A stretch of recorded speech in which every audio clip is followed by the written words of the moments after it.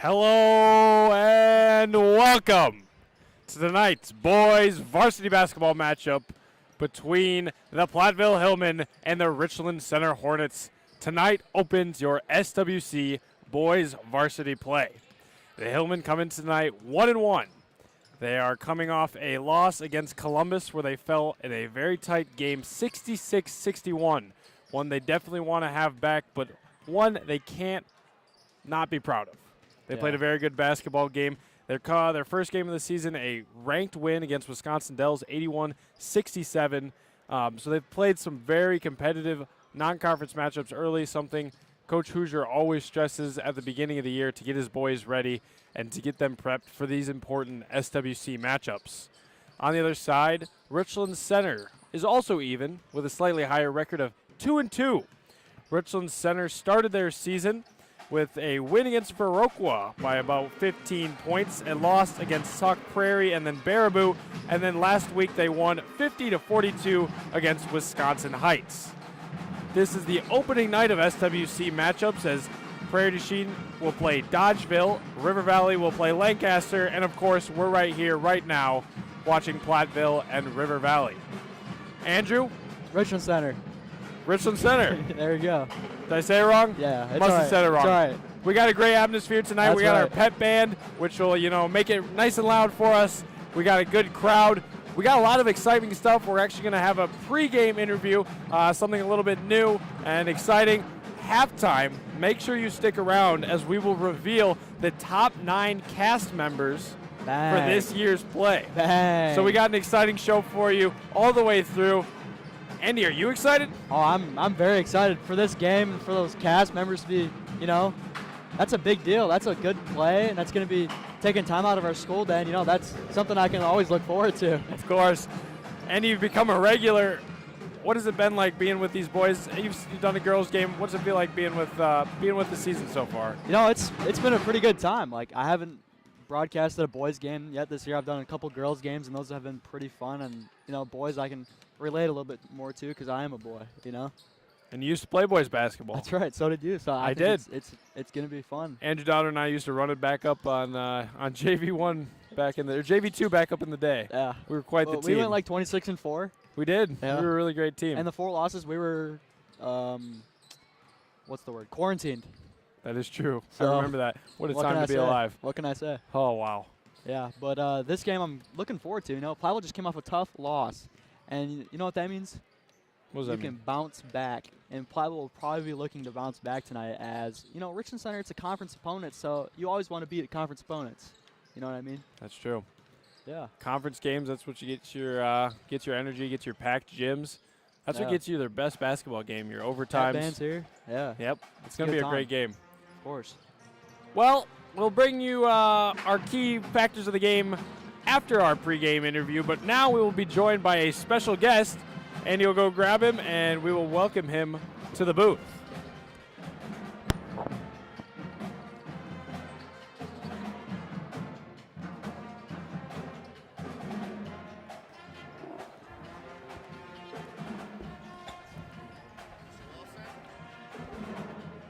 Doing well. We are joined by the great head coach of the football team, Mr. Bryce Arneson. Thanks for joining us, Coach. Hey, how are you? Doing well. How you doing? Good, good. No, it's exciting. I'm glad that you finally asked me. I know I did a little heckling and finally get to be on here. So. Well, you earned it. It's a good place to be. Look at this view. Oh, this is a beautiful view. I'd sit up here every game if I could. Me and my boy Blake Stevens, right, Blake? We actually had Blake up here earlier this year. Oh, he was on here before I was? We'll talk off air about that one. Well, Coach, obviously you are the head football coach, and you've been now the head coach for 3 years. You've done it all. You've been through a lot of different seasons, a lot of different types of players early on. How are you kind of feeling coming into Platteville year by year, especially this last year? Honestly, when I first got the head coaching job, right, like I really didn't know what I was doing. I applied in May. I got hired in May. I had my honeymoon, and then I was a head coach when I came back from my honeymoon. I only had a month and a half till the season started, so learning a lot from that, right? Learning a lot from that first year. We had some ups, we had some downs. Making the playoffs, I think, was a big thing, not only for me as a head coach, but, as this, for this program. And then last year was a magical year, right? We went out and we lost to Darlington. We thought we could get them, and then we won 9 straight, which was awesome, which was magical. And then that propelled us into this year, right? I thought that we all thought that we were gonna, have a little better record and things like that. But I don't think success is always wins and losses, right? I think the growth that you make as a as a team, and the growth that you make as in the mental aspect of football, I think has gotten greater and greater and greater throughout my 3 years here. So it's exciting, right? Now we're in the off season and we get to see these younger kids get in the weight room and build their muscle and get ready for next year. Absolutely. Coach, you've always been a big preacher of doing a lot of things, not just focusing on football, always family, academics. You support a lot of other players playing other sports. What is it like seeing your football guys go out and do other things? It's awesome. For me personally, when I was in high school, I was a 3-sport athlete: football, basketball, baseball. So I never want a kid to just be a 1-sport guy, right? I think that you can learn many different things from many different sports, and it's exciting to see all of our kids here. I kind of get a little jealous because, I wish I could be out here coaching you and coaching Lucas and, Jerron. I see Jerron and Myron right now shooting. I see Logan over there stretching, barely stretching. But seeing these guys being able to compete in some other sports is awesome, and being able to see, kids like Lucas Lovell, right, where, he's different on the football field than he is on the basketball court, right, or you get to see kids like Logan, when he gets out there in track, where he's really confident in track, right, you get to see kids like that in a different aspect. So, yeah, it's exciting, it's awesome. I'll always be in my kids' corners, and I'll always be there cheering on them as much as I can. And we appreciate that a lot, Coach. Yeah, no, it's awesome. Well, I asked Coach Hoosier this question, but I got to modify it slightly for football. If you're the head coach of a football team and you need to build a team, give me a quarterback, a running back, a wide receiver, and a lineman, we'll think offensive side, that you have coached or played with, either in your high school, college career, or coached in your high school career. Who is your lineup? And then after that, we'll take a D lineman, linebacker, and safety. Ooh, that's a good one. So players that I've coached with or that I've played with? Yep. Or that I've coached or played with, okay. QB, I'll take Max Myler. He was the QB all through my high school in Mount Hort Barneville. He actually went and played some D2 football. Really good athlete. Running back, I probably would take Tyler Sass. I think the explosiveness and the things like that he can do, I think is unteachable. So taking him. Dan Arnold at receiver. I only played a year with him, and I was barely on the team, but I was on the team with him, so I'll take Dan Arnold. When you have a guy that played in the NFL, you'll take that. And then O-lineman. Let's go. Can I pick somebody that I played against? Yeah. Quinn Miners. He's an offensive guard right now at the Broncos. I played against him for 2 years when he was at Whitewater. So he was the real deal. He was fantastic. That's impressive. Yeah. Actually, if we're taking guys I played against, instead of Tyler, I'll do Torrin Young. He was a running back at Monona Grove. He graduated the same year as I did, and he went to Iowa to play running back. Really good running back. Second best football player I've ever played against. So. Wow. And then defensively, D lineman, linebacker, safety. I gotta take myself D line. Gotta be confident. Gotta be confident in myself, right? Linebacker. Honestly, Riley Donahue. I played with some really good linebackers, but the relationships and the things that I saw out of Riley throughout his years, really boost him that way. And then safety would be Tyler Reinhardt. He coached here a couple years, but just the way that he played football, the aggressiveness he played with, there's some things that you really can't teach. So I'll take him at safety. Well, I would make a safe bet that team's going to state. Yeah. I think if you have NFL pro guard and a Big Ten running back, yeah, I think you're going places. So. Well, Coach, I appreciate you coming up here. Yeah, hopefully it won't be your last time either. You can come back up. Yeah, come on, ask me whenever. So it's exciting to see what you've built up here. You know, I remember last year when you sort of talked about, you know, doing this and you asked for some of these decorations and things like that, you know, and what you've built up here is awesome. I'm really proud of you, and you know, I think this is something that you could really be successful in. I know we talked about it last week, but stick with it. You know, this is awesome, and you know, I couldn't be more proud of you, bud. Thank you, Coach. Yeah, of course. Go Hillman. Go Hillman. We are about 4 minutes and counting until our first half will begin with tip-off. We'll bring Andy Donner back in the booth, and we'll go over our key factors for a Hillman win tonight. Brought to you by Key Club. Key Club is a student-based, community-first organization that is created and founded on the values of bringing back and giving back to the community.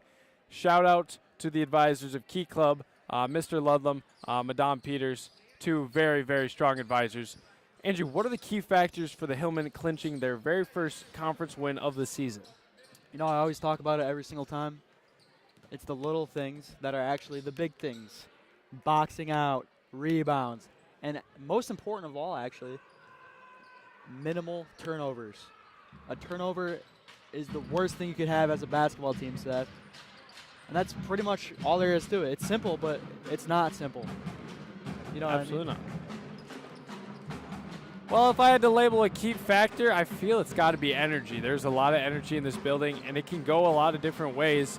When you have a lot of people and a lot of support, and you can't use that energy, and you know, when you can't get a hot early, you can feel that gym kind of die. Yeah. But there's a lot of people. That's not a great feeling, and that only adds on. But if you can ride early, they need to get off to a hot start. They need to get off to a run start early.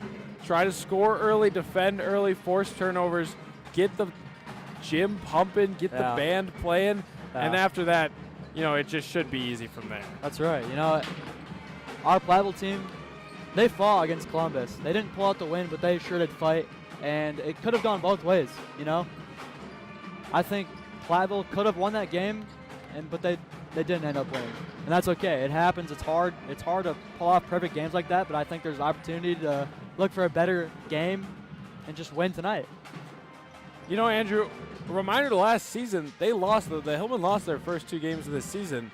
They started 0-2. Our girls started 0-4, and it was kind of a scary time being a Hillman fan. We were 0-6 overall.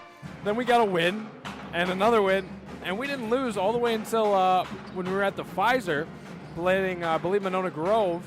And after that, we didn't lose again until the end of the season. So a lot of things can happen, a lot of things. It's an early season. We played a great team early on. Columbus now ranked in the coaches poll. Yeah. So, you know, there's a lot that can happen. And, you know, it's really about focusing on each game. Excuse me. You don't want to get too far caught ahead. You don't want to worry about seeding too early. And you just want to play basketball. Yeah. That's what you're here to. That's what you're here to do. That's what you're here to play. Yeah, I mean, you can look at all that. You know, the players, like the coaches, the poll, the rankings, and all that. But at the end of the day, it's just basketball, and the only thing that's important is scoring more points than the other team. And tonight, I hopefully will say Platteville will do that as they look to get their first conference win. But the boys, they look pretty good. They do. They look ready to play. Well, we're about 45 seconds from our Star-Spangled Banner starting lineups and tip-off. We will set you down, and we will talk to you very, very soon.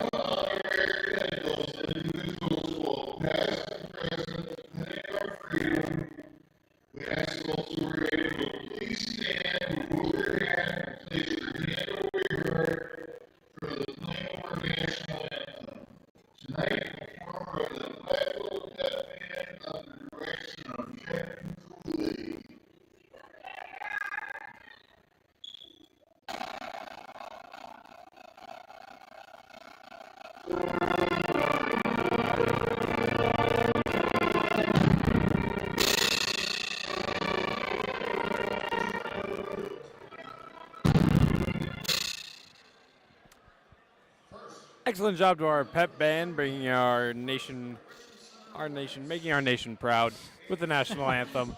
Our pep band, a really excellent feature that we have here at Platteville High School. As I should write down these starting lineups.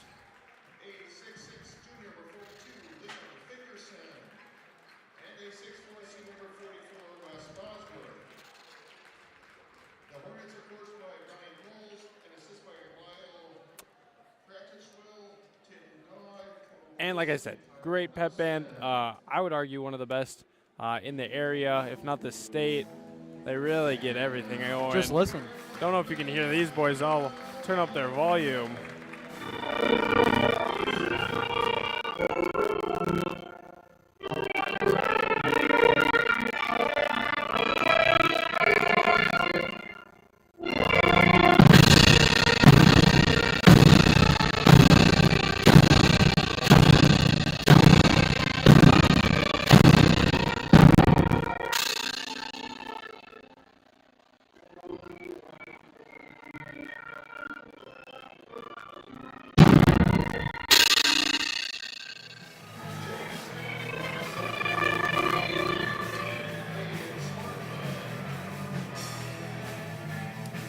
Just in case you missed that, your starting lineups for both sides.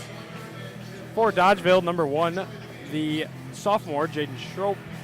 The number 5, Trayton, the senior, Schroep. Number 40, Garrison Weiss, a senior. Number 42, a junior, Liam Fingerson. Number 44, a senior, Wes Bosworth. Tip-off goes to Richland Center, and we will begin basketball. For Hillman, the ball is tipped away early. Nathan Mum's got a guy on his back, but he will flick it out to Myron Ryder for a 3. Off the back rim, no good, and that'll go out of bounds, go the other way. Starting off quick there. Nathan Mum looked almost good there. A lot of action early. The Hillmen start the senior, number 12, Lucas Ludlam, the junior, number 1, Myron Ryder alongside the junior, number 3, Jerron Blevins. And number 15, Nathan Mum, as that ball's tipped away. A heavy man-to-man press early for the Hillmen. And that's a 10-second call.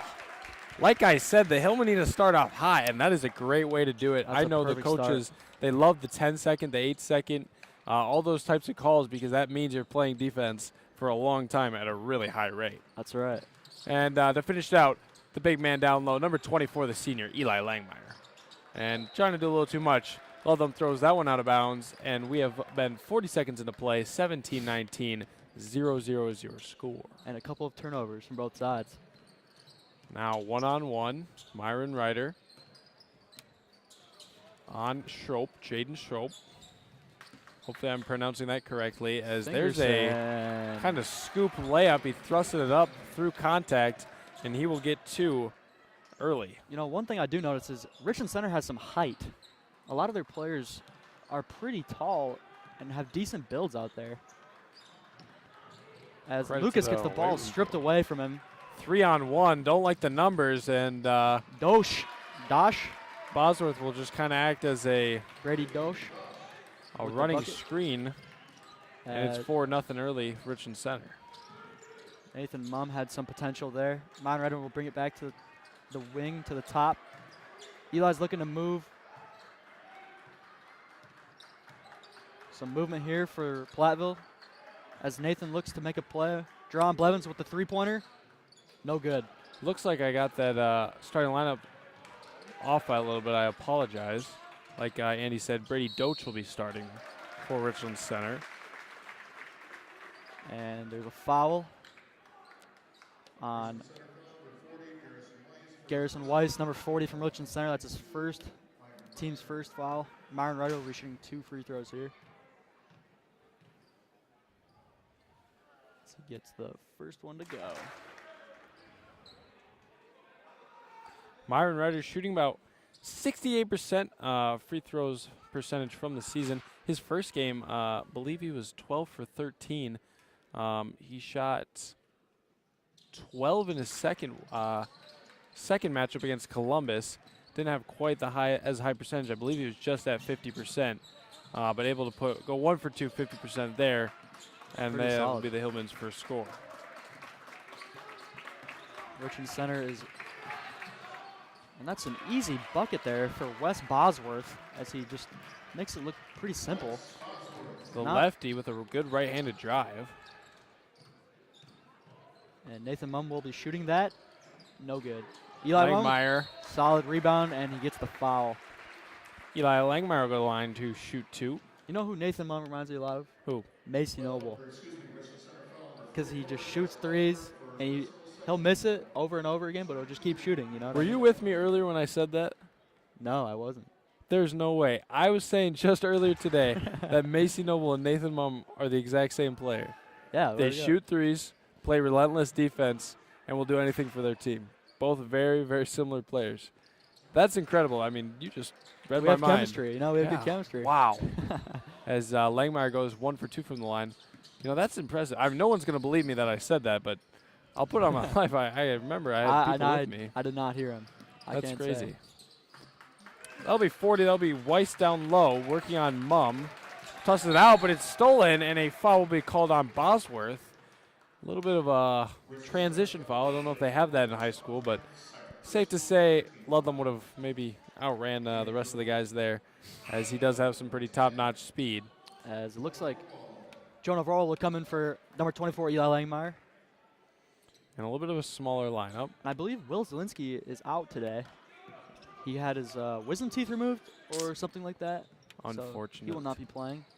That's tough. Might be a for the dent. Hillman. As that'll be out of bounds, but it is Platteville ball. Not sure what happened there. It's not often you see an air ball layup, but that is a unique way to do it, as obviously it was tipped, so can't fully give it to him. But anyways, Jerron Blevins swings it around the wing. Myron Ryder will get in the corner. He'll drive baseline, and it'll get tipped away, and we'll do it again. That's one thing I noticed Myron Ryder. He's very good at taking it to the basket. Whether it's drawing a foul or just finishing with a nice layup, he's very proficient at that, and it's a nice quality. All the way around to Myron. He passes up the open shot to give it to Nader. Nathan Mumm. And that'll be the first Hillman field goal of the game. 6'5", 14-44. Like we said, he is not afraid to shoot it. And that'll go right through Garrison Weiss's hands. Apologies if I pronounced that wrong. Pronunciation is not what we're here for. Yeah. As we like to remind you, as an unfortunate incident, I believe 1 year ago when we did volleyball, and there was a foreign exchange student from River Valley, an excellent setter for the volleyball girls, but we just could not get her name right, and they kept correcting us in the comments. Sadly, we didn't see it until the end of the game. They even gave us like the pronunciation and how it was supposed to be said, and we just didn't see it till the end. But we always will take criticism, as we want to get it right. Anyways, Doach driving now. Gives it down low to Weiss.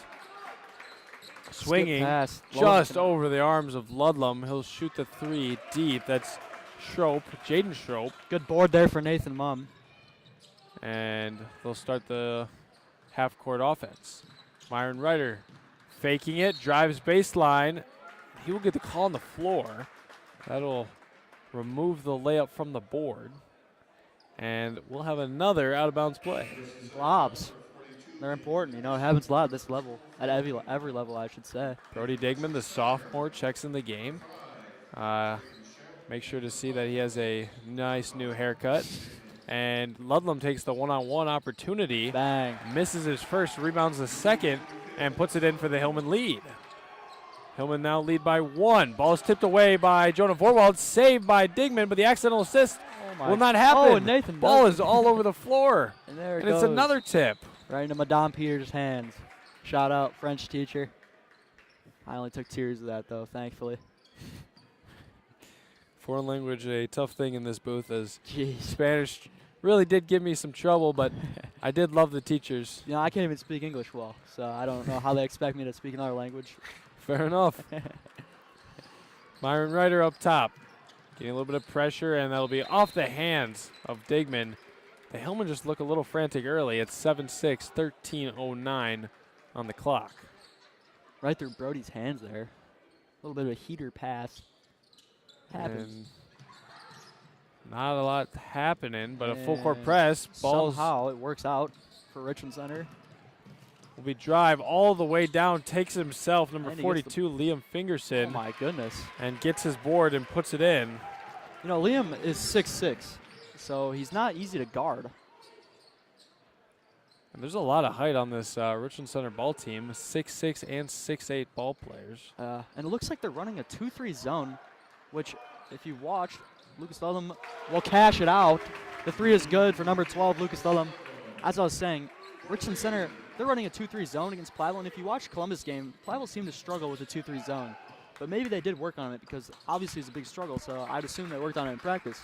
And a lot of teams really have to run zone against this Platteville team. If they scouted a year ago, they know, kind of the philosophy they run through is there's a drive, no foul called, but works through contact. Brady Dortch will get his second basket of the game. The Hillmen really play fast, they play aggressive, and that's not something that you can just easily guard, especially in man-to-man if you don't have the personnel. Usually resulting in a 2-3 offensive zone. rebound, Jonah World. Lucas Ludlam will reset. Get these boys composed. As Lucas will get some chippy action there. Nathan Mum, pump fake. Jonah World, another pump fake. Working it around. Nathan Mum. Brody Digman. Myron Ryder will take it back up. Just got to keep them composed. There's no shot clock. They can take their time.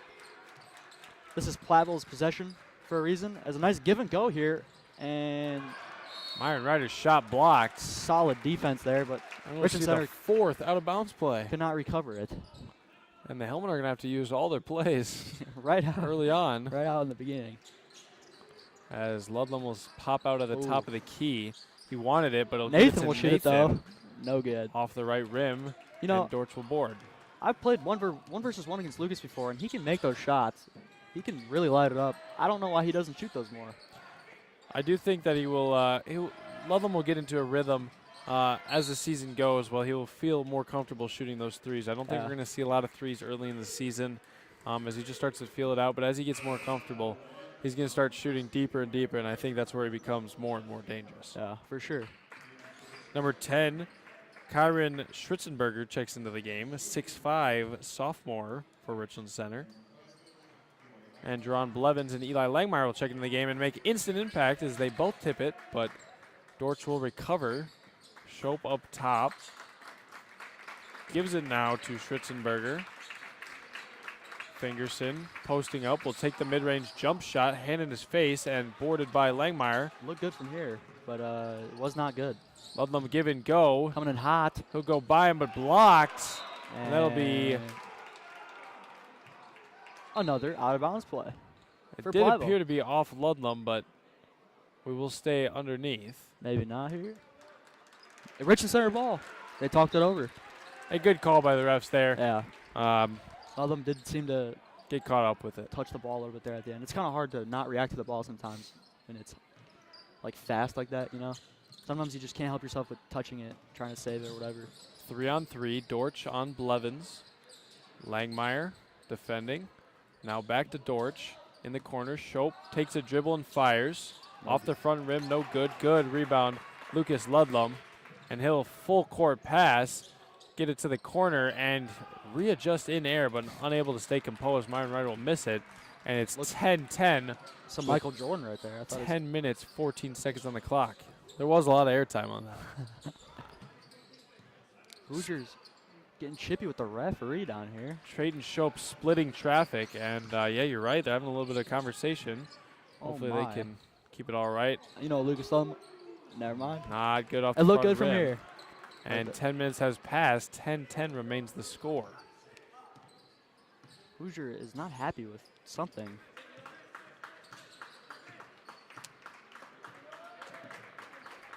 And Shope up top.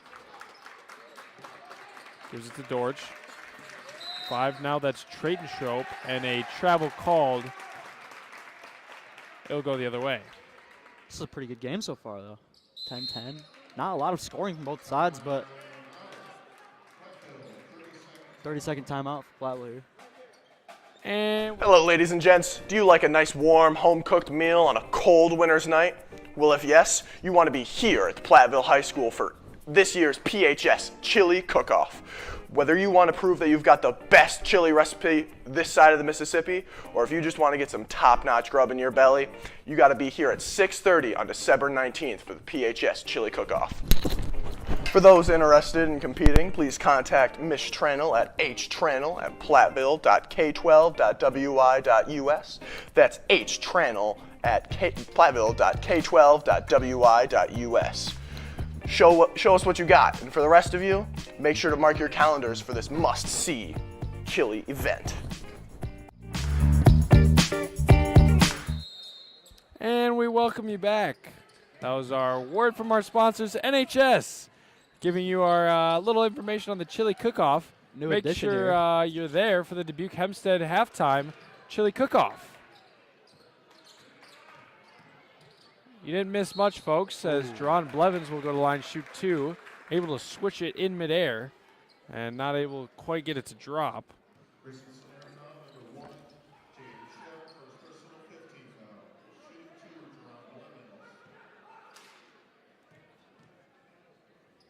Shooting 2 here for Jerron. First one to go.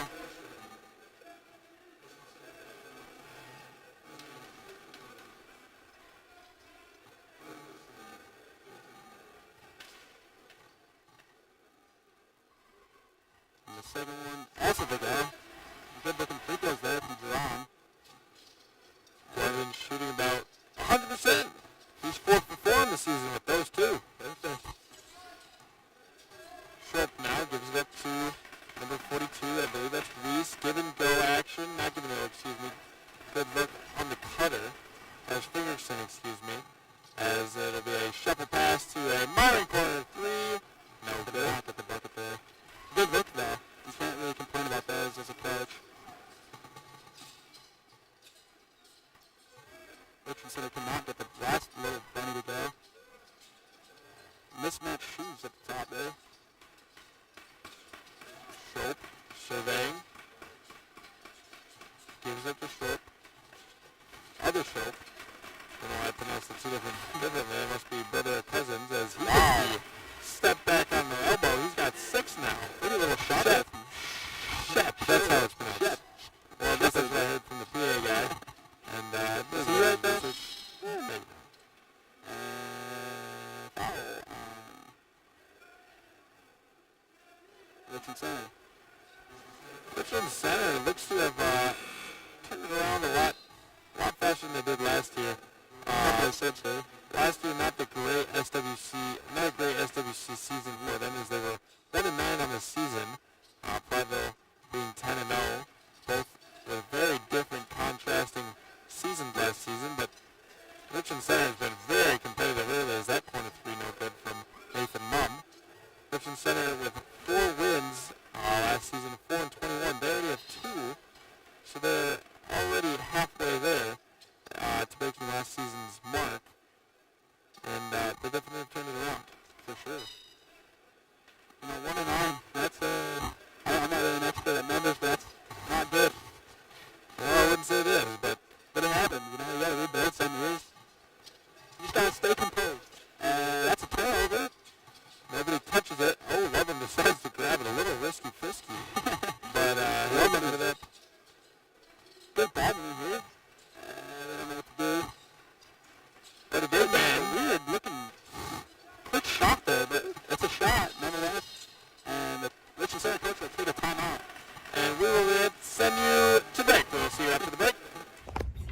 What is the #1 most time-consuming and stressful thing for parents and grandparents to do during the holidays?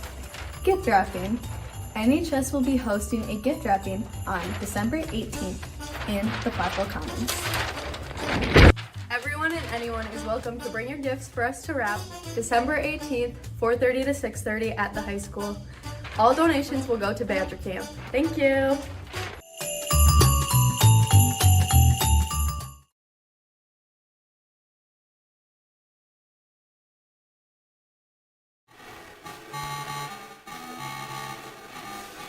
And it appears we might be having some audio difficulties. We'll have our tech guy on tonight's game, Alex Barth, who will check that out for us and give us an update, see how we're looking. And hopefully we can fix that out if there is a problem.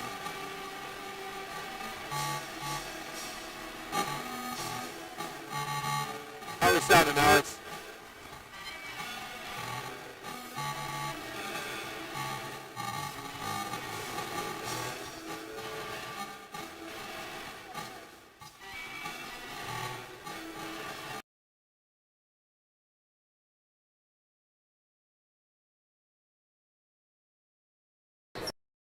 And hopefully that'll clear it up as we just made some technical changes.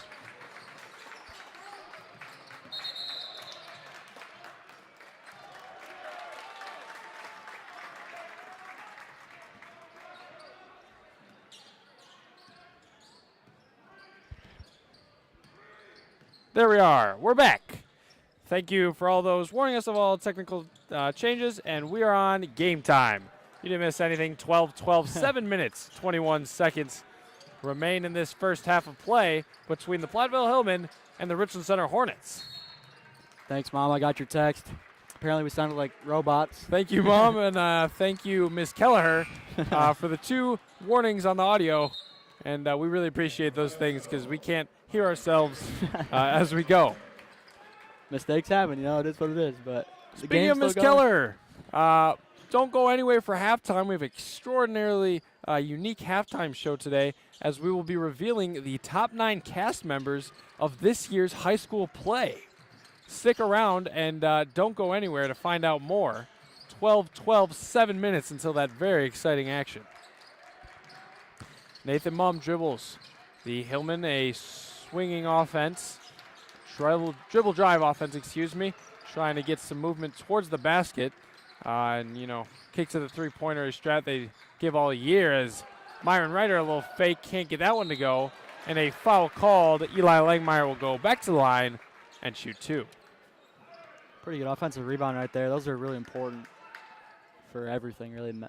If you want to really mess up your opponent's coach's mental, those offensive rebounds will really do that to him. Eli Langmeyer shooting his 9th free throw of the year.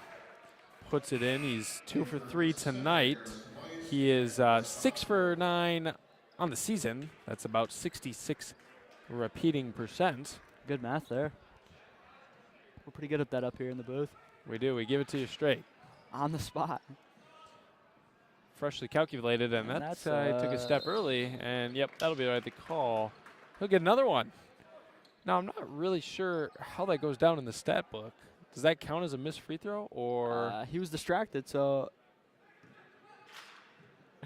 Well, I'm unsure. Since they redo it. But he'll get another try. He missed that one, and he makes this one. And maybe that'll come back to bite Richland Center in the butt. If Platteville wins by 1 point, we all know why. We do. Shep now driving on Digman. Gives it to Bosworth in the corner. Bowen Day defending. Dosh gives it back to Shep. Drives. Tries the same move as Myron. It's a copycat league, but no good. Now 2-on-3.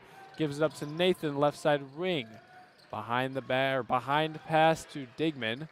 Gives it to Ludlum, or not Ludlum, Day down low. Can't get his shot to go. And Lucas will be checking in. And now we will see Weiss up top.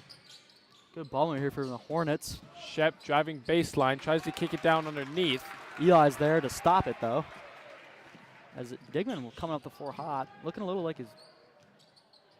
Good pass there by Day, and we'll see Eli Langmeyer back on the line to shoot 2.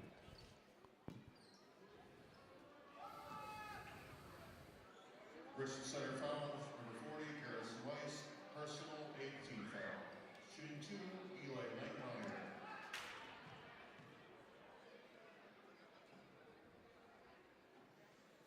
Toilet bowl free Rims throw there. around. And for Richland center, Cutler Homer. And for Platteville, Lucas Logan.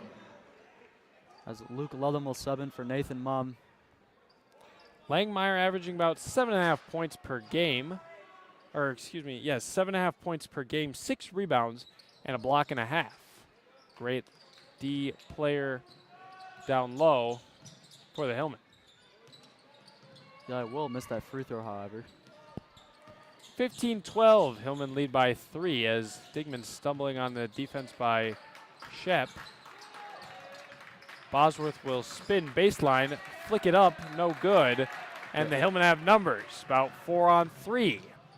Driving, and no good. Just flirts with every part of the rim and out. And Shep will go the other way. He He'll will slow leave down a and- long pass. Tipped away by Digman. And that sophomore is averaging 2.5 steals. Shows off the quick hands there. And that's why he gets playtime, you know, his defense. It's remarkable.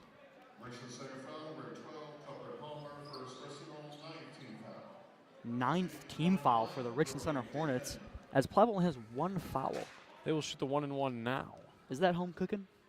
It is home cooking. Digman will miss. Oh, the ball is still in play. Nobody understood. Logan with the layup. Oh, my goodness. And that's why you got to know it's 1-and-1. Gotta really pay attention there. That's. I'm sure coach is livid after that. And Logan Day with his first score of the season. Dang, and he gets subbed out for Jonah Vorwald. What a way to get it, though, off just not really understanding what's going on. And Good great for play Logan. there. I was talking with him today. He was pretty excited about this one. Love that guy. Shout out Logan Day. Myron Ryder gives it up to Blevins. Vorwald, Off a few screens, can't get it to go. Offensive rebound by Langmeyer. and he traveled. Traveled. And he gave the thumbs up. Agrees with the call there. And good to see, I guess. Now they will full court press man-to-man. Dosh will give it up to Bosworth backwards. Ludlam defending. Now Blevins on Dosh. A little bit of Awkward wild dribble. And Shep will try to turn the corner. He'll stop. Feeds underneath. And can't get the bunny to go. And, you know, No if foul called. you can't make the easy one, you're going to get the hard one. And he doesn't make that one either. Dang near impossible there. Platteville just suffocating him underneath. As Blevins will take it back up top to Jonah Vorwald here. 17-12, 4 minutes and 5 seconds remain in this first half. Reminder, don't go anywhere at halftime. We have a very exciting halftime show tonight as our play cast, the top 9 members of the cast will be announced. Don't go anywhere. 17-12, 3 minutes and 54 seconds until then. Again, shout out NHS. You've seen both of our NHS events happening next week. I believe the 18th is the NHS gift wrapping. If you are a loving parent or grandparent who loves your child, you probably understand the pains of gift wrapping. We'll do it for you. We love to support all of our parents and grandparents in the community, or any parental figures who need help with gift wrapping. Of course, don't have to be a parent, as there was a awkward, flashy layup that couldn't get it. A little bit of a circus shot there from Shep. $100 move, 10-cent finish, Yeah. as I like to say. But Good take, though, and they get the ball back, however. But anyways, NHS, we will wrap your presents. And then the 19th, from 6:30 to halftime, we will have our chili cook-off. Either bring in your best bowl of chili or bring your appetites, as the best bowl of chili will be crowned at halftime by NHS. Make sure you bring your best stuff for the NHS cook-off. it's pretty exciting stuff there. Nathan Mumm. Shep gets the tip, and a great hustle play to extend by Mumm, and he'll get it in the corner. Oh. Won't take the shot. Vorwald, no, he will take Now the he shot. will. No and good. no reward for that good defensive play. And Lucas comes up with it and leaves it Awkward short there. shot. Not a lot. So What much is going on. Wow. And a carry? Was that out of bounds on the baseline or And somehow they got a carry out of that or something there. carry? Not the call I was expecting, but the call. That's It's happened. a call. It's a call for sure. Shep will take it now. A little bit of a sham god. Unnecessary maybe, but it happens. And gets he by the- turns the corner. Ouch. Easy call there as he runs into And Eli Eli Langmeyer. agrees with the call again. You can see him shaking his head up and down. I don't know why he's doing that. He's like, he understands Hoosier will probably be Eli. And he'll be like, yeah, that's on me, coach. he's That's the kind of guy Eli is. Yeah. I get it. full accountability. And I wonder what he got in the biology quiz today, you know. what'd you get, Andrew? 27 out of 30. Hell Yes, sir. Nice job. As Shep goes 1 for 2 from the line. I have not looked at my grade yet. A little bit scared, but you know. I was those pretty cap surprised when I quizzes. saw that 27, honestly. Out of 30. Mitosis meiosis quiz. Eli And knows a lot about it. I see he has a good dish there to Lucas. Good give and go. And Eli gets back. Oh, hard jump stop there. Fingerson now gives it up to Bosworth. Fakes the shot, but picked away. And Blevins will stop. Doesn't like the shot. Gives it to Langmeyer. And he traveled. Just maybe a few too many pivots. And Fritz sends in Logan Day for Eli after that travel. He's not happy with that. Now, I will say, Langmeyer did not agree with that one. And if I'm being honest, I don't either. Just a little bit of too much action for the call. But, you know, the boys in stripes, they have a hard job, and I will respect any call they make. That's right. As we see numbers now, as Ludlam will extend, gives it up to Nader for 3. Bang! It's good. Nathan Mum. 20 for 13, 2 minutes, 15 seconds remain in this first half. Platteville Hillman lead. Pretty looking shot there from Mum. It almost hit the lights because he's lights out from 3. Ooh. We See don't- what you did there. We don't miss up here. We don't miss up here. 2013, 2 minutes, 14 seconds. You know who else didn't miss? Nathan Mum. Nathan Mum for 3. Bosworth, the part-time quarterback, part-time fullback, take it out of bounds for Richland Center. He will get Lots it of now contact. and work on Ludlam. Try to go underneath. Ball's tipped away, but a recover by It's back to Douche Bosworth. gives it back to Bosworth, and we'll do it all again. Could be 5 second here. Double team by Day. Lots of hands. And that'll get an and one call. West Bosworth makes it, and he'll Wow. go to the line, shoot 2. Workhorse down there. Just like kind of in football. Saw a little bit of football with him there. Just working until he succeeds. And that is the type of guy he is, willing to play any position for his team. Came in a little bit at quarterback when a few injuries occurred. Played some fullback, running back, receiver even, and all over the boards on defense. I believe a first-team all-conference linebacker. Off looks slow in there. I don't know if I agree with that, but like you said, got to respect the boys in stripes. As 'Cause cornerback John Blevins couldn't intercept that pass like he does in football all the time. That he does. And a foul called underneath. Logan Day. Number 25, Logan Day for his personal 16th foul. And for Platteville, Brody Hickman. Underneath play, Bosworth gives it up to Shep. Forwald defending.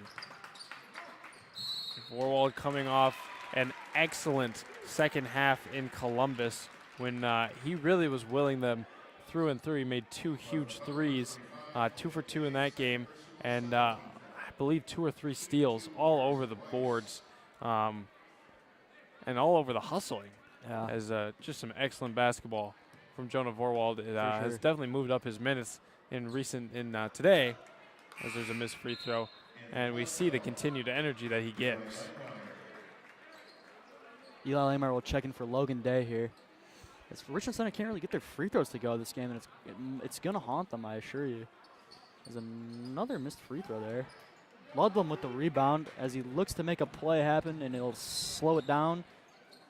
Jonah Vorl to 3 at the top of the key. No good. It looked good. Nathan with the board, and Platteville will come out with it. Looking to get double Drives teamed. He gets pass, out of there. dishes, corner. 3! Nathan Mum's got 9. What a shot from Nathan. And another great play assisted by Ludlum. Jonah with a lovely steal there. What a pass. Stolen away by Shep. Will go the other way. 3-on-2. Charge. Stepping in a charge called. Put too much weight into it. And Digman does the right thing and falls over. And we have our out-of-town score alert as our halftime in Mineral Point Darlington boys is 35 Mineral Point, Darlington 31. In the first half of Cuba City Fenimore, we see Cuba City up 9, Fenimore 4. And Ludlum drives around right-handed layup, and the Hillmen have pushed it up to 10. Nice looking shot there from Ludlum.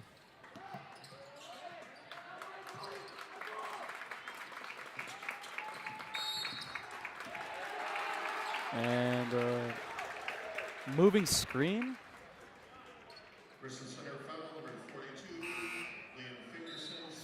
42 on Fingerson.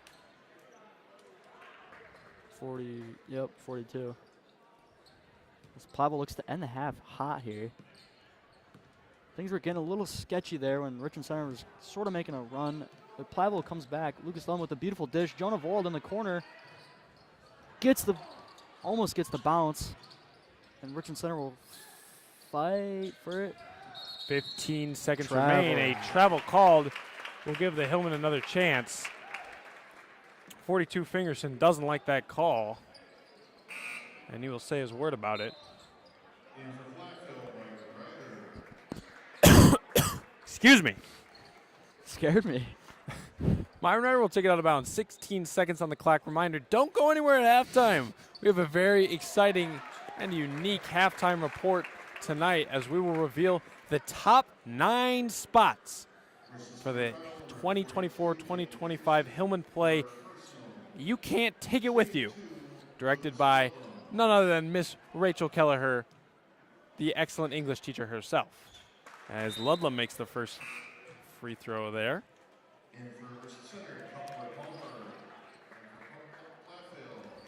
As Nathan Mum and Jonah Vorl will check in for Jerron and Myron Ryder. As Lucas gets the first free throw, a pretty essential free throw. And he will get the second.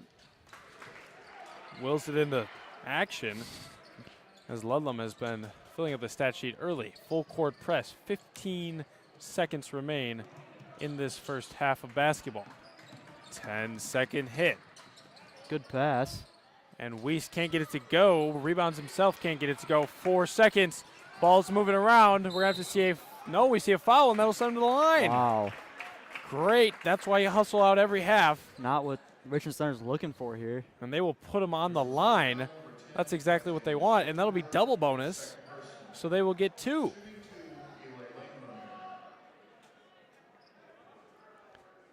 And Eli Langmeyer, he has 4 points. Do you know where he's got them from? The free throw line. Yes, he has. Nothing to be ashamed about, though, as Eli does not get the free throw to go. It looks good, though. Right on line. It's usually just short or just long.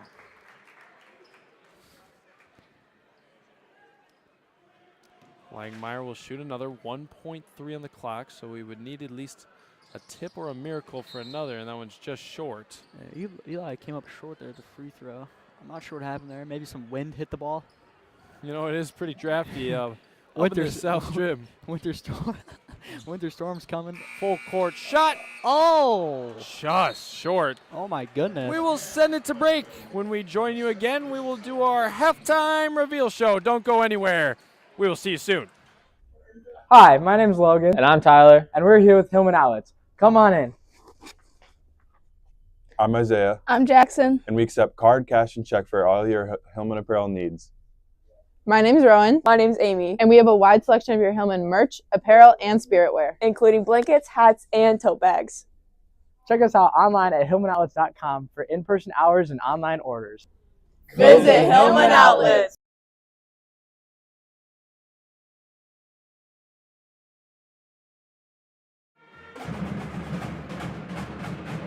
Hello, ladies and gentlemen, and welcome to your 2024-2025 You Can't Take It With You reveal show.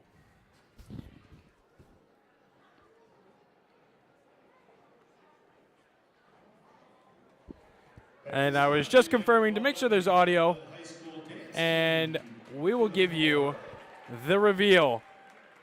Don't want to, string you along any longer. I know some of you are listening just for this and not for the basketball, so you're like, Seth, let's just get to it. Let's start with a little summary.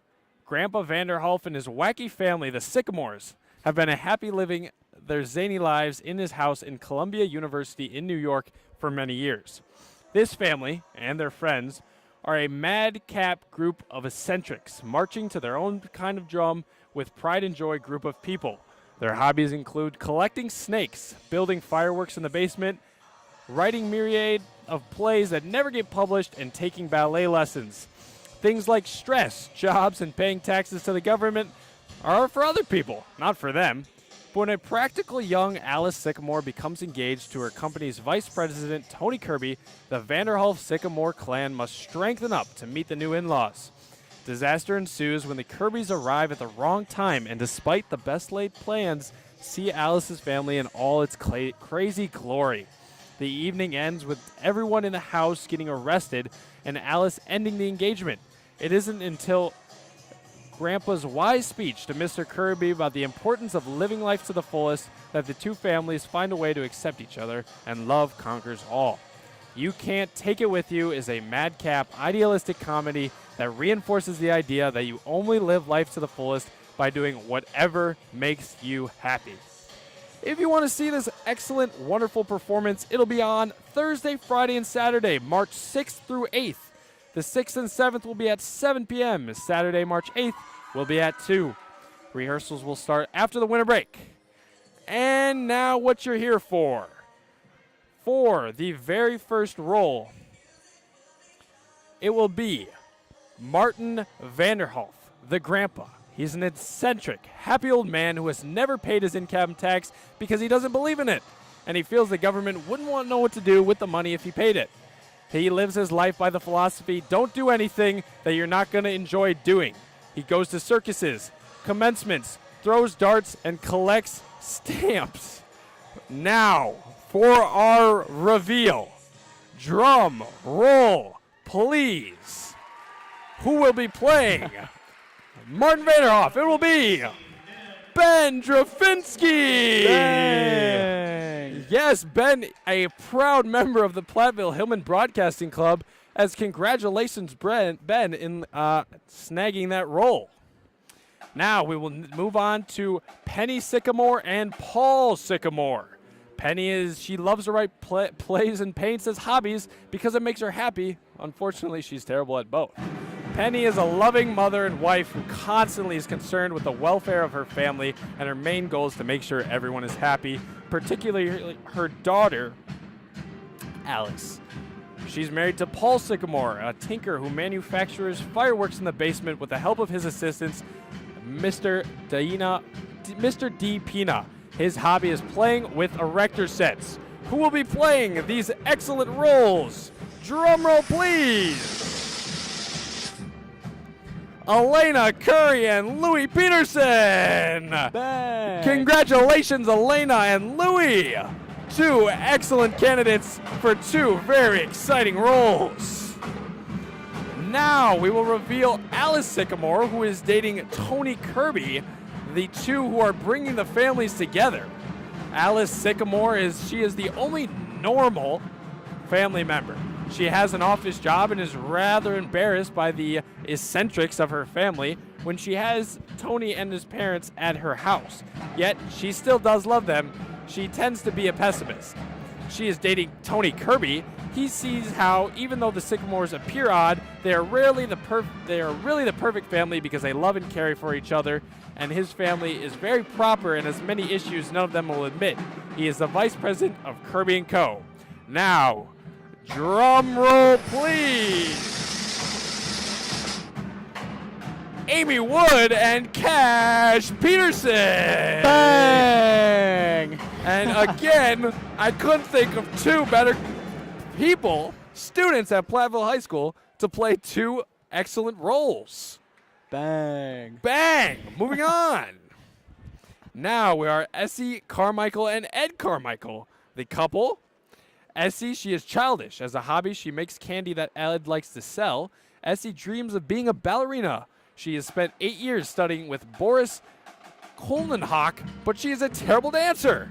She is married to Ed Carmichael, a xylophone player who distributes Essie's candies. Ed is an amateur printer who prints anything that will sound good to him. And I wonder who will be playing them. You may wonder that too. Drum roll, please. Lillian Montgomery and Charlie Penn. Bang! And I love Charlie Penn. He's a great guy. Always got something cool to say. And that man, he knows football. Lillian Montgomery, an excellent student, senior at Platteville High School. And moving on, we have Anthony W. Kirby. That is Tony's upright father. He's a very proper man who is the president of Kirby & Co. He secretly despises his job. His hobby is raising expensive orchids, and he is also a member of the Harvard Society, the Union Club, and the National Geographic Society. Oh, and the Racquet Club. A very involved man. Who will be playing him? Drum roll, please. Liam Davis. Bang! An involved man at the high school playing an involved man in real life. Shout out Liam Davis. And finally, the very last role on the 9 main roles tonight. Boris Kolenkov, Essie's dance instructor. This man is a Russian who escaped to America shortly before the Russian Revolution. He is very concerned with world politics and the deterioration of Russia. He is a ballet instructor of Essie, aware that she is untalented at dancing, but knows that she enjoys dancing, so he keeps on working with her. Our final roll. Drum roll, please. Max Peterson! And how many Petersons did you count there? I counted 3. That's all of them. They're very talented. And all in all, a very excellent cast. The rest of the cast will be sent out by Miss Kelleher after this. Make sure that you capitalize on seeing this excellent play. Again, show times Thursday, March 6th, 7 o'clock. Friday, March 7th, 7 p.m. Saturday, March 8th, 2 p.m. Again, be there. It'll be a great time. Miss Kelleher, the excellent director, accompanied by Miss Schober, Miss Trumpy, and an excellent cast and crew. We will send it to a advertisement before we rejoin you with our halftime stat report. Hello, ladies and gents. Do you like a nice, warm, home-cooked meal on a cold winter's night? Well, if yes, you want to be here at Platteville High School for this year's PHS Chili Cook-Off. Whether you want to prove that you've got the best chili recipe this side of the Mississippi, or if you just want to get some top-notch grub in your belly, you got to be here at 6:30 on December 19th for the PHS Chili Cook-Off. For those interested in competing, please contact Miss Tranel at htranel@platteville.k12.wi.us. That's htranel@platteville.k12.wi.us. Show us what you got, and for the rest of you, make sure to mark your calendars for this must-see chili event.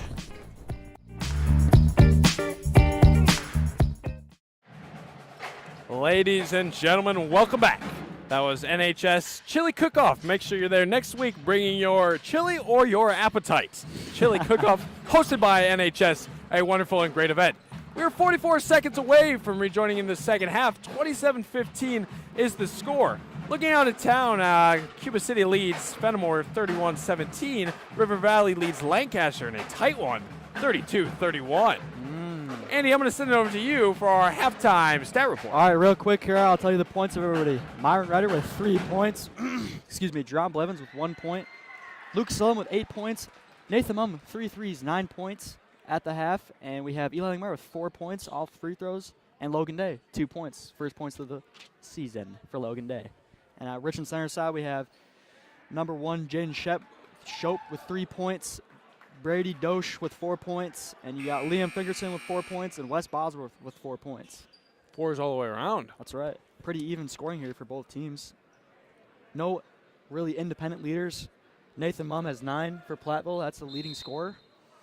And, you know, like Macy Noble, another comparison that I had is we won't start the second half quite yet. Another comparison I had, they like to score in the first half. Both Nathan and Macy have been very good first half scores. Gone a little quiet offensively in the second half, but they really stick to you know, doing their role on defense in the second half. 9 points off 3 threes, something we've seen twice out of Macy Noble this season, and I think one other time by Nathan Mumm. Yeah. So that comparison just keeps on thriving. I'm sure Nathan could probably score 60 points if he wanted to. All threes. I bet he could. I believe that's 23s. Thank you guys for the quick little math there. Got to stay fresh up here in the booth. You know how it is. Good give and go here. Can't see Myron Ryder. Lots of quick passing, not even a lot of dribbling, as we've only seen like 3 dribbles on this half-court possession. That's what you like to see as a coach, good ball movement. Ryder now will backtrack up top. And the career high for Nader, he's got 11 points, and that occurred this season. And if he gets one more bucket from three-point land, that would break it. Now rebounded him, offensive rebound, but he gives it away. And it'll be Dosh splitting through traffic the other way. High pass. Shep, shot fakes, gives it to Dosh in the corner, hesitates, which Nathan able to close out. And they'll take it back to the top. Again, I want to shout out Mr. Sass as well for set construction in the play. A vital part of the game when it comes to building a beautiful structure for the whole performance to go on.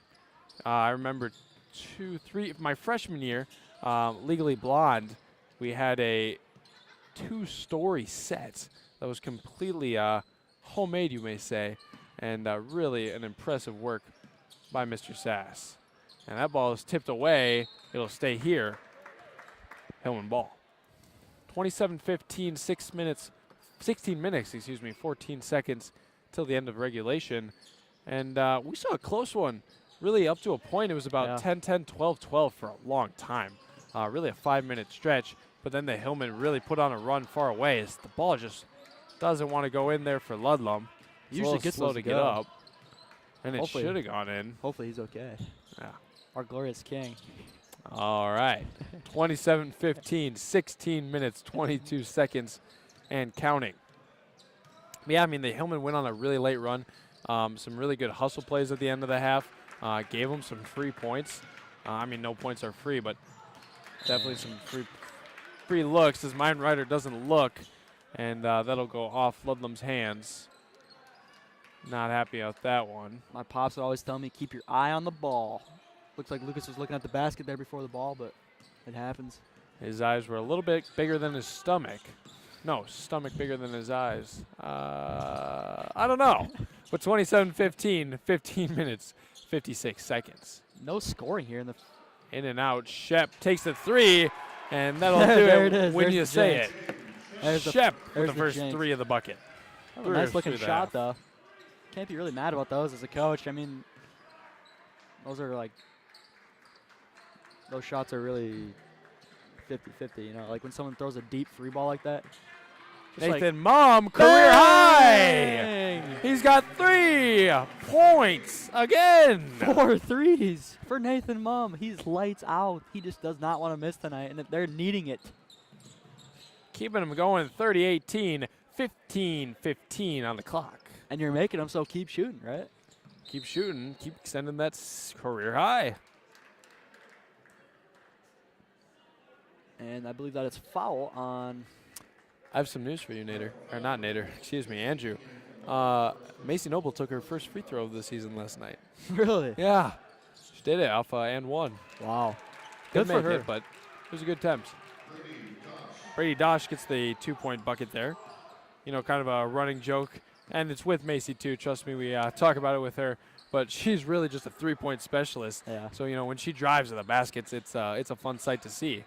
It is for sure. And able to put up a free throw. It's a new stat. And, you know, Travel on the play. I wouldn't be putting up any free throws because I would not be playing. Yeah, maybe you'd be putting free throws up, clapping on the bench. That's how free throws work. Really? All right. And 30-20, 14-42, and Alex Barth didn't even catch that one. I'll pass it right to Jerron here. It's Jerron. Nice pass, and Lucas fumbled around, and Lucas will be pointing the other way, but Luke, you kicked it off your foot. It's a Platteville ball. And he wills his way. Wow. If he tells the ref it's home ball, I guess it is. I guess Lucas is the one getting paid. Wow. And, Hillman ball. Interesting. Maybe we missed something there, though, and that is off the hands. And Richland Center will get it right back. And it really hasn't been a butterball tonight. I can't say it's been on the receivers. I mean, we've seen some faulty passes. Some heater passes. Kind of away from the body. Kind of like TJ Pink passes. They're just like right into your hands, but they're so fast, it's hard to catch. And, Hillman need to really make sure they don't lose any possessions here. Same with Richland Center, as a awkward shot there. He wanted a call. Good rebound by His Eli hands up. His hands still up. It's not looking, but it works out in the end. And and Eli Langmeyer shoots it. Will get his own board. Putting in the work down there. Yes, sir, Eli. That's what you like to see as a coach. Somebody putting their head down in the paint and getting boards and getting shots up in the paint. Now, what is the student section theme tonight? Throwback. Oh, yes. As you can see, a little bit of a Platteville Hillman throwback here. I believe it's my uncle's warm-up jersey from I don't see forever ago. Any throwback in the student section. Typical. Well, I'm just Good not sure what the definition Myron. of throwback is, but Myron Ryder able to get a 2 tonight. Wear your parents' clothes. That's his first field That's goal of what the theme night. should be. I do like that one. I dressed up as the Mr. Chris Wilson last year in the student section. That was a good time. Yeah. As a little 1-foot pass leads to a few shots underneath. Shep, mid-range jumper, likes it, gets it. You don't really see that a lot in high school because you could shoot easier shots, but I guess he's just dependent. Shep, I believe, has 8 now. As I must have missed a 2, but 32-22 is the score. 13 minutes on the clock. As Blevins will take it back. Kind of maybe a sketchy little pass there, but works out. Myron will look to take it in. Beautiful pass. Ron Blevins, with the 3, no good. Eli, good pass to Jonah as they get it out. And the Hillman again all over the offensive boards, but specifically Eli. It's just working. Shuffle pass, 3-pointer. Good! Jonah That's Vorwald. a pretty 3. Jonah Vorwald, his first score of the night. Jonah shoots a nice ball. It looks Yes, he good almost does. every time, even when it misses. Shooting about 3 points, or making about 3 points per game. And Myron Ryder steals it away. Breakaway speed, 1-on-1. Gets it to go, dribbles in. And he's got 6 now. Timeout called. We will send it to break. What is the #1 most time-consuming and stressful thing for parents and grandparents to do during the holidays? Gift wrapping. NHS will be hosting a gift wrapping on December 18th in the Platteville Commons. Everyone and anyone is welcome to bring your gifts for us to wrap December 18th, 4:30 to 6:30 at the high school. All donations will go to Badger Camp. Thank you.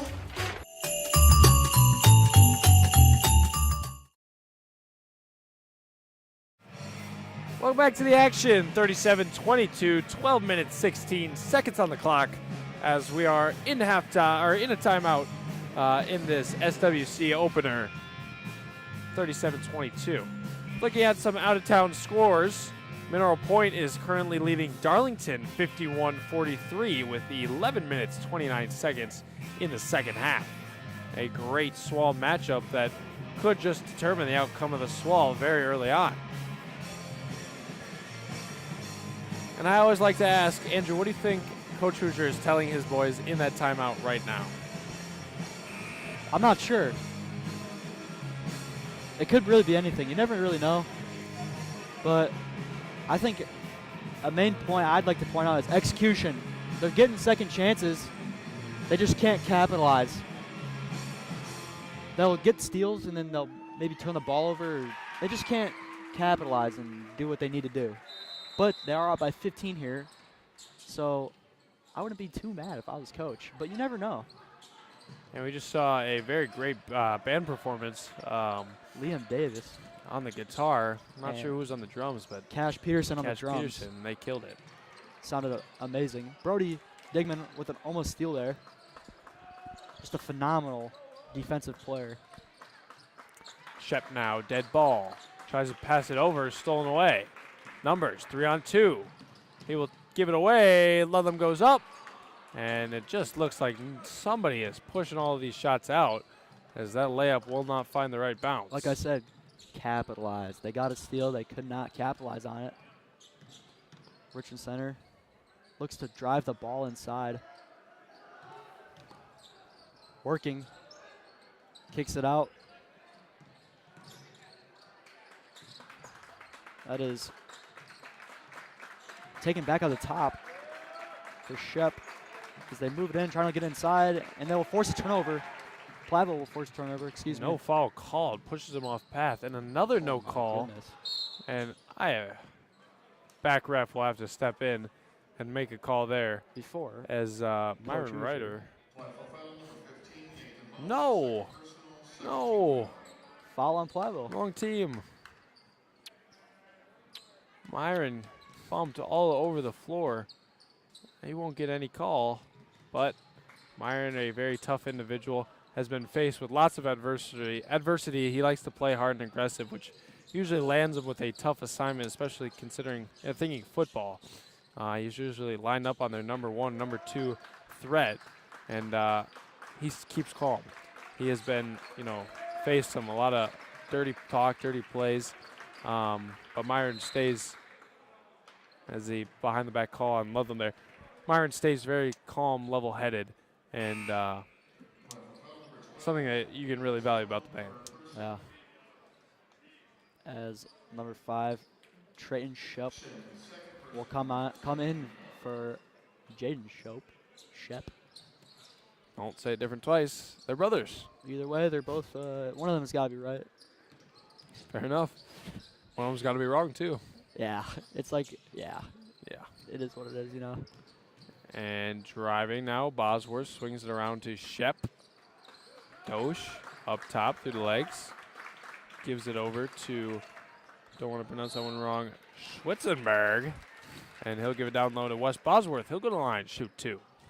Back to that, both names, both pronunciations, one of them has to be right. It's like when you're taking a test and you have 2 answers and it's 50-50. You don't know which is right, but you could guaranteed get a 1 point if you put the same answer twice.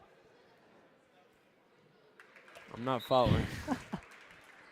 Free throw good by Bosworth. I'm not sure you put the same answer twice. What Seth is trying a fill-in-the-blank type question. You don't understand, not a true or false. You don't understand because you're such a all right. high-level student.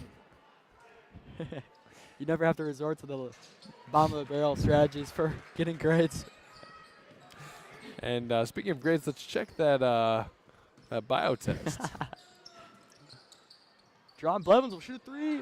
Too much there. As Brady Dosh will come down with it, and he looks to push it up the floor here as he drives in. Shep up top. Will Shep.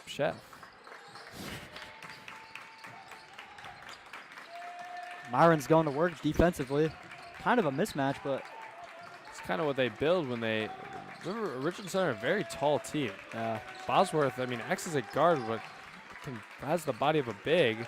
And with Weiss, Fingerson, and both of those two had 6'6", 6'8", and then add in Schwitzenberg, 6'5", and that'll go the other way. That's a travel on Liam Fingerson.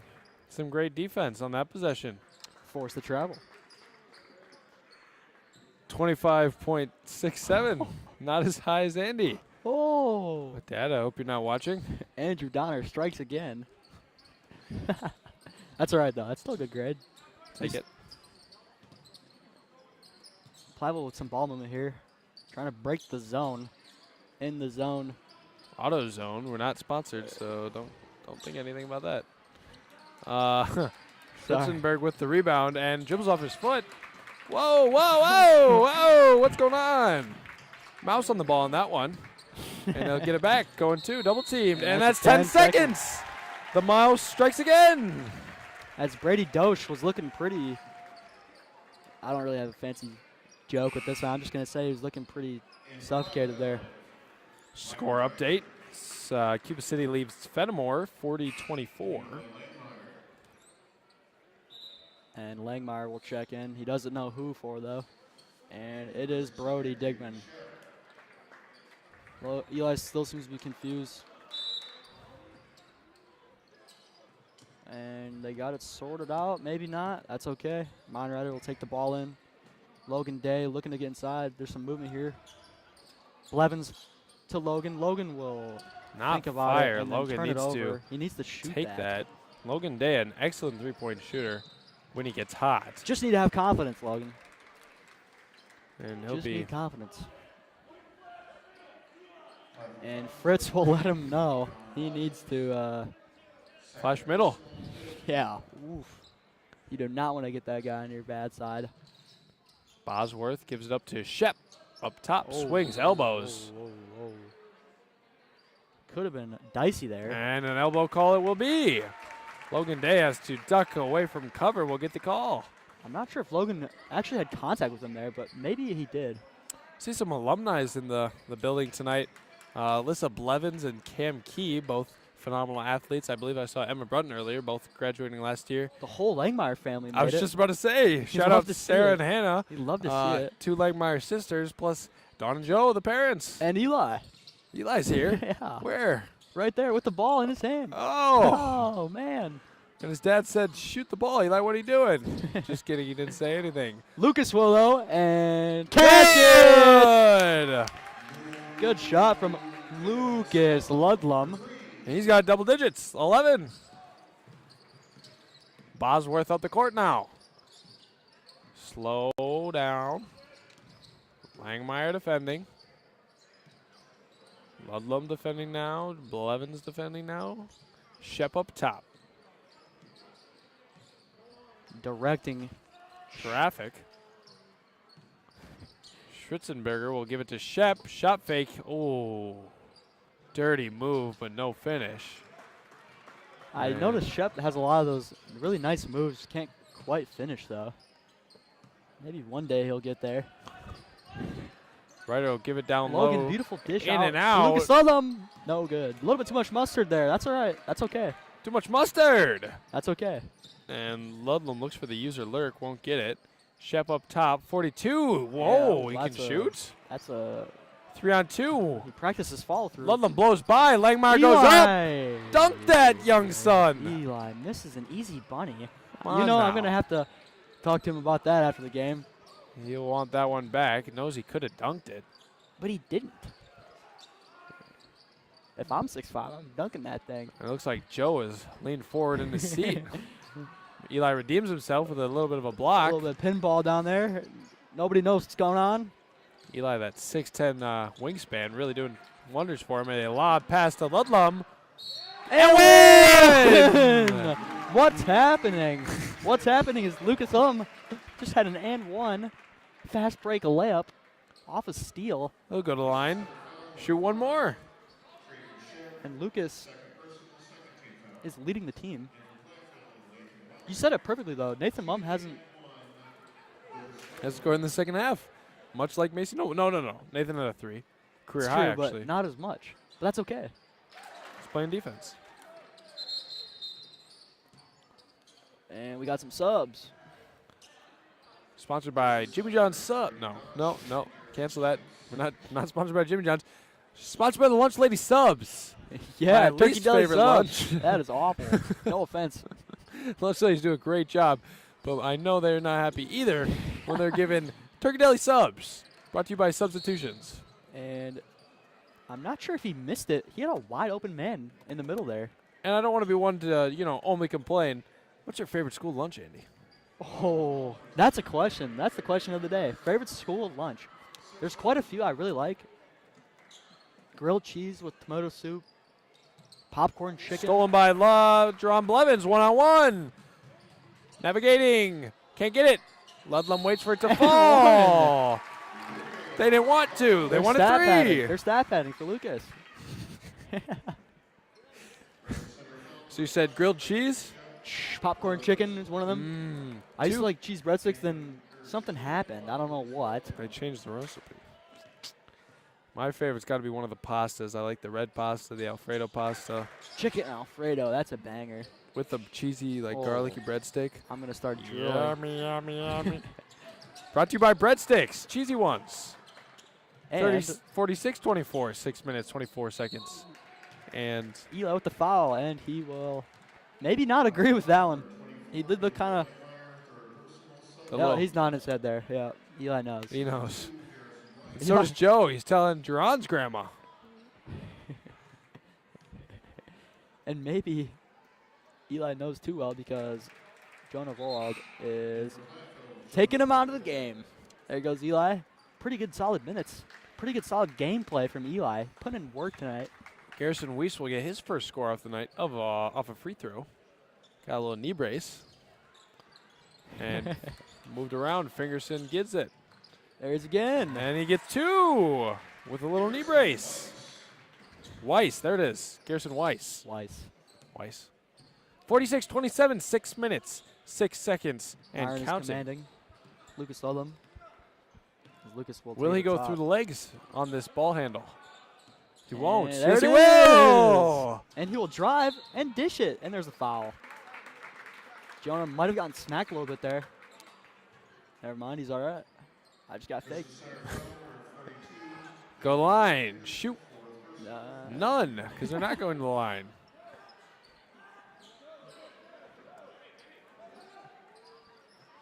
Drawn Blevins. Lucas Owen will pull for it.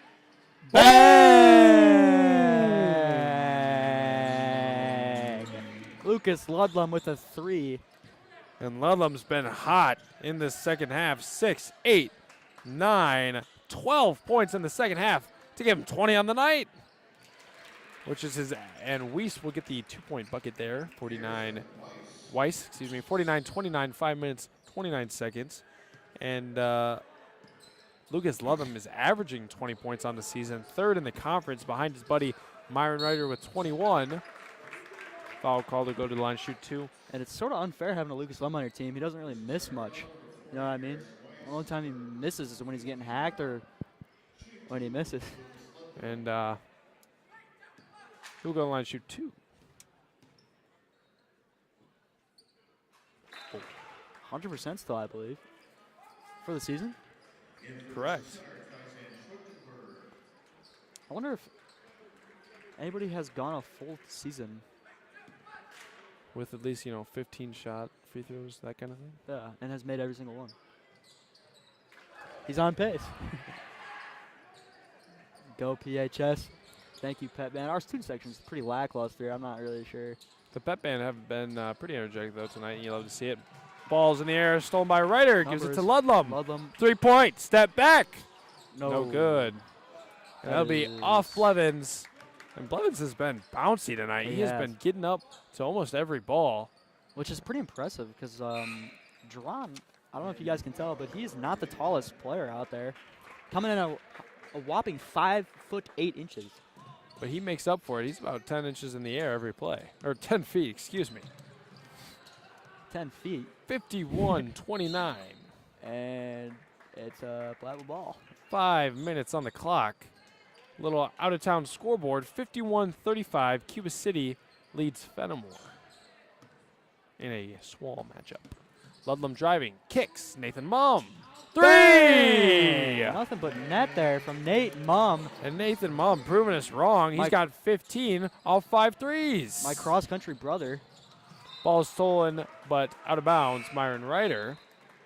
It's good to see Nathan put in work. During the cross-country season, after a workout sometimes, after a practice down at the university, we'd play basketball on those courts down there, and we'd play basketball for 30 minutes to an hour, and he would put in work.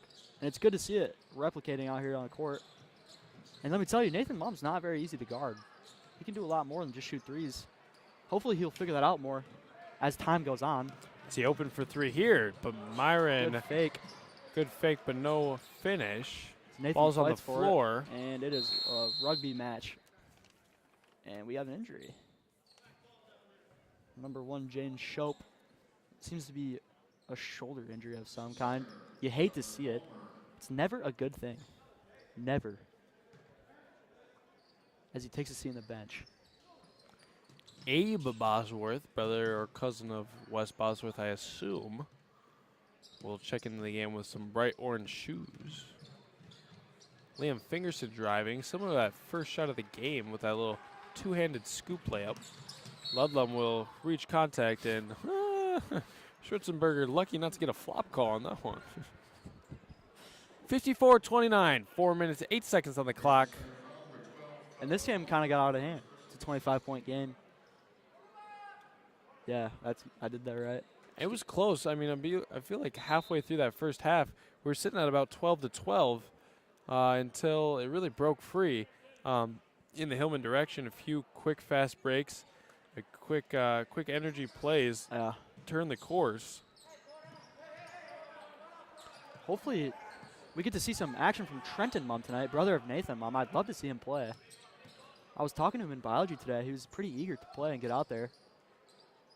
And Nathan Mum will shoot it from deep.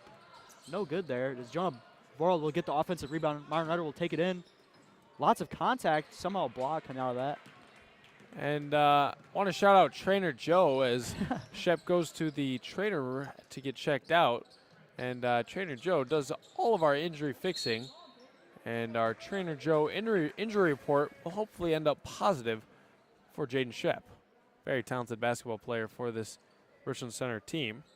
If you're wondering, he's averaging about 9.5 points per game, 2 steals, and a team-high 2.2 assists.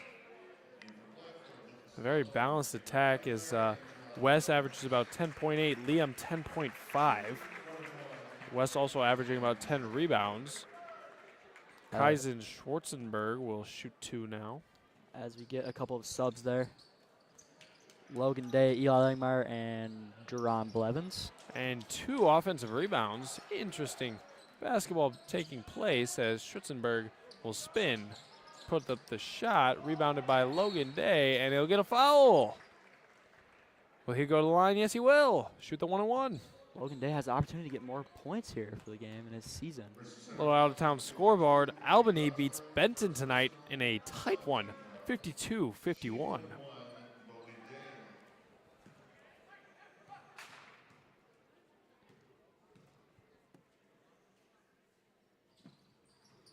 No good on the free throw.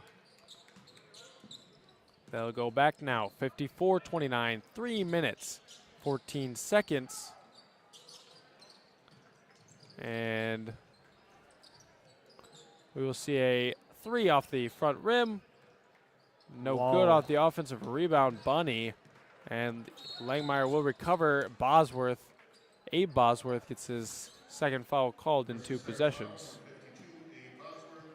And unlike Langmeyer, he disagrees. Trenton Mum and Zachary Ludlam will come on. You'd love to see it. Some the goated players. That's a nice free throw there from Eli. For the Hillman. And how many points do you think Eli's got? I'm going to say... I want to make sure I have it right. I think I do. 5 off of free throws. 5 free throws. Nothing to be ashamed of there, Eli. He's got lots of boards this game, too, though. So he will not get that one to go. And back now, Trenton Mum. Bryson Carl will get some time, and that's a foul. Where do you see Bryson Carl? On the court. 13. No. That's Trenton. Oh, Bryson Carl. Side. Yeah. Side, 23, shout out Bryson Carl. And Zachary Ludlam Sr. will come in, fellow classmate of ours. We love to see it. And Trenton Mum will also be playing. Some legendary players there. As Logan can't quite get the rebound. And Bosworth. Abe. Nice little bucket there. Jonah Borrell pass to Trenton. Trenton will take it down to Zach. I mean, you get rid of Bryson, it looks like our PYB, I was just going to say. PYB basketball. The good days. Senior heavy lineup. Hopefully they can get a shot up here. Trent Mumm, I know he's hungry for a 3, as he should be. One of the best shooters in the game, and kind of an unnecessary foul there by Liam Fingerson. But I did see Liam Fingerson did nod his head there. He did agree with the call. A lot of agreement with the calls tonight. A lot of nodding heads and just accountability. And Jaden Shep back in the game, or not back in the game, excuse me, back in the arena, the court, the gym, with ice from who? Trainer Joe. Shout out Trainer Joe with our injury recovery specialist, Trainer Joe. Trenton Mumm could get his first basket of the season here. Willie. Good! Trenton Mumm, free throw! Yes, sir, Trenton Mumm. You'll love to see it here. And can he get the second one to go, too? Oh! He can! Trenton Mumm, free throw! Wow. 2 for 2. My nuts, and if man. anyone's Zach gonna will get the steal. Wow, we're Oh my playing hungry goodness. boys. Full court pass. Bryson Carl doesn't like it. Gives Slow it back down. up to Henry Stang Vorwald. and Marshall Rooney will look to check in after this. Holy basketball. This is what you love to see, folks. Jonah Vorwald. Ew, can't get quite the N1. Can't quite get the N1, excuse me. And if Trenton Mumm can make 2 free throws, wow. Anybody it's a can. great day. Oh, no. Okay. I kind of realized I sounded like that. I was kind of going for the other thing. That's what you're going If for. anybody's going to make 2 free throws, it's no. It's Trenton Mumm's really impressive when he makes 2 free throws. the whole team can. There you go. Just didn't sound good either way. Trenton Mumm's a good free throw shooter. Marshall Rooney will The check in best. for Logan Day. A fellow 4x4 member. Love to see it there. Marshall Rooney. Jonah Vorwald look to get his second free throw here. Can he? He can. Yes, he can. Henry Stang will come in for Jonah Vorwald. We got a full 5 players that don't usually get a lot of playtime in varsity, but you love to see it, folks. This is what makes you excited. That's what I'm here for. This is when you come to watch. Trenton Blocking Stang down up D. on defense. Nice little shell drill. Bosworth with a 3. Rebounded by Rooney. Will he take the ball up? No, he doesn't want to. Trenton Mumm, he'll be looking to shoot. You know it. Henry And gives Stang. it to Stang around the corner. Oh. Ball's on the floor. Some good hustle. Here you go, Marshall. Marshall grabs it. And a foul. He'll go to the line. Shoot 1 and 1. Shoot 2. Marshall could score here. What are the odds every player on the court now gets at least a point tonight? Well, if we can got see it. those 3, then every player except for Brody Digman, so maybe put Brody back in the game, would have a point. You love to see it.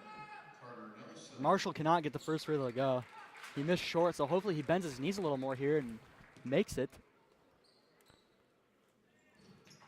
He won't get the bucket to go. And our final from Cuba City. Cuba City will win 59, Fenimore 42. It's Palmer. 1 minute, Bosworth. 22 seconds, 59-33 your Hillman lead score, as Schutzenberg won't get that one. Good rebound from Trenton Mumm. He's pushing up the court here. Slows down. Carl to Ludlam. Foul. He'll go to the line, shoot 2. There we go. And if they just want to keep giving it to us, we'll keep taking it. I'm not really sure why. Can Zachary Ludlam get his first points of the season? He's usually a good, I don't want to jinx it.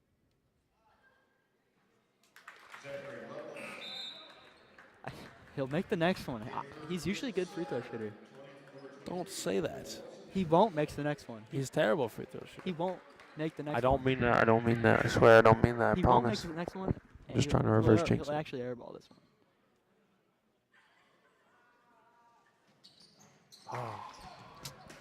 Maybe it doesn't exist. We love Zach. We knew he was that's going on to me, make it. guys. We were trying to reverse jinx it, boys. That's Sorry. on me. That's on me. It really is. As Platteville will play some good defense here. 50 seconds, final minute. Stolen Stolen by Mumm. It's a breakaway. Unhook the plow. No good. Marshall comes in. Almost dunked it there. Chill, Marshall. Chill. Pretty soon he might start over Eli. Kind of looks like Eli. Almost identical, really. Good pass from Mom. Mom. Henry's Come on. getting tossed around. Come on. Mid-range Good shot. jumper. Oh. Yum. Not quite. It looked good. 59, 33, 30 seconds remain. And this one bearing an absolute musical. And one. Miracle is all but over. And one for Palmer. He'll get the bucket, and he'll have an opportunity to make it a three-point play here. Unfortunately, it does not matter, though. And wow, we have a 64-61 win. Mineral Point over Darlington on a buzzer-beating Wendenhausen 3. That's not. Zachary Lillum with the 3. Oh! And Wendenhausen, a name you might recognize with buzzer beaters threes, is I believe he had one either in the state or state semifinal last year in state basketball. An absolute remarkable thing that you really dream of doing. As Platteville Hillman will take down the Richland Center Hornets 59-36 here, folks. And that's our final, 59-36. We will send you to break and bring you back for our post-game analysis and more. What is the #1 most time-consuming and stressful thing for parents and grandparents to do during the holidays? Gift wrapping. NHS will be hosting a gift wrapping on December 18th in the Platteville Commons. Everyone and anyone is welcome to bring your gifts for us to wrap December 18th, 4:30 to 6:30 at the high school. All donations will go to Badger Camp. Thank you. Hello, ladies and gents. Do you like a nice warm home-cooked meal on a cold winter's night? Well, if yes, you want to be here at the Platteville High School for this year's PHS Chili Cook-Off. Whether you want to prove that you've got the best chili recipe this side of the Mississippi, or if you just want to get some top-notch grub in your belly, you got to be here at 6:30 on December 19th for the PHS Chili Cook-Off. For those interested in competing, please contact Miss Tranel at htranel@platteville.k12.wi.us. That's htranel@platteville.k12.wi.us. Show us what you got, and for the rest of you, make sure to mark your calendars for this must-see chili event.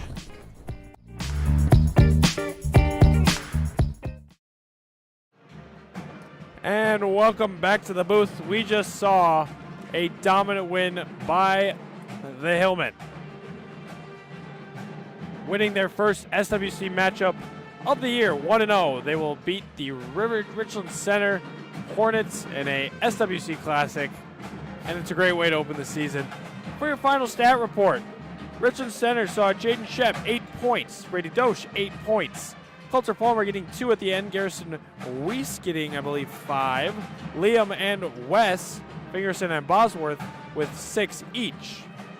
For your Hillmen, the leading scorer tonight will be 22 points from Lucas Ludlam, 15 from Nathan Mumme, career high. Myron Ryder, a little bit quieter night offensively, just 6, but a great basketball game all the way around. Eli Langmeyer will score 5 off of 5 free throws.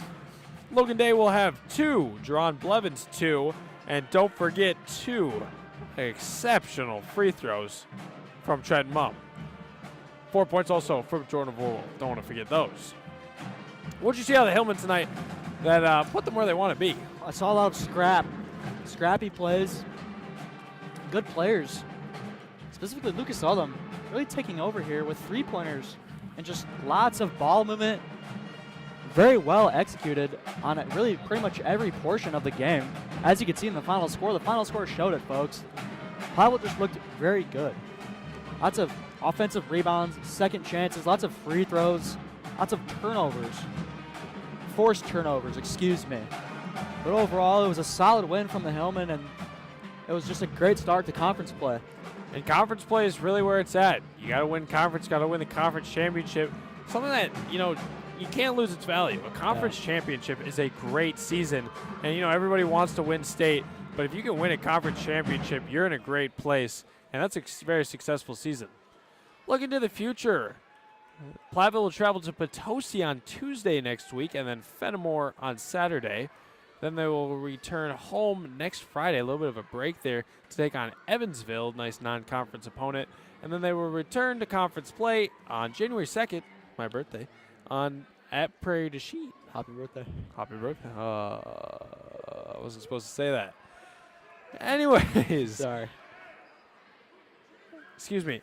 59-36, your final score tonight. We'll send it to Ed and hopefully join you again with the post-game interview.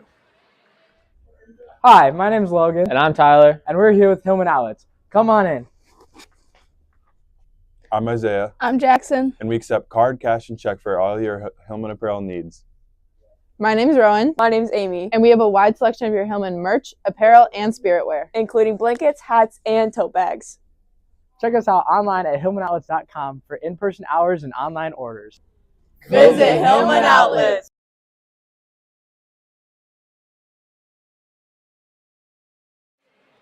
We're back, and I'm still with Andrew. Yeah. I didn't quite give enough time to grab our guy. Hopefully he'll be coming up soon as the boys get dressed. 59-36, the final score tonight as Platteville beats Richland Center in an SWC matchup. And what are we setting up chairs for? It looks like a little something unique. I don't know what's going on. I believe a PYB tournament in the morning. And shout out all you PYB players. Good days. Well, if you're still hanging around, make sure you stick around just a little bit longer as we'll try to grab a Hillman player to interview.